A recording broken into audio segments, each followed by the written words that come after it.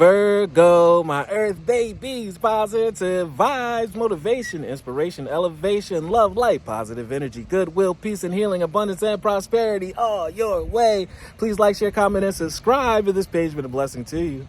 Your word of the day is a choice.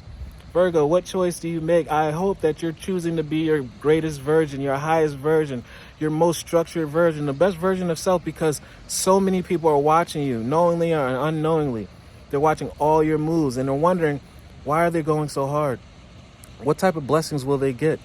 Be your best self. Therefore, you get your maximum blessing. Then people understand, wow, I thought that was impossible. They're seeing that it's possible. They'll mimic you. They're watching you.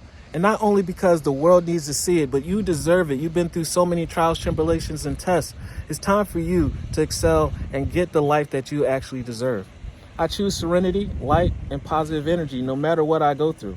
I choose happiness. I rise above fear because fear fears you. You look it in the eye, I guarantee it'll turn around and run the other way. And therefore, you're on your path and journey to living and loving the life that you've been working on. I rise above fear and I direct my thoughts to God. There's so many things coming towards you right now. Blessings, all positive.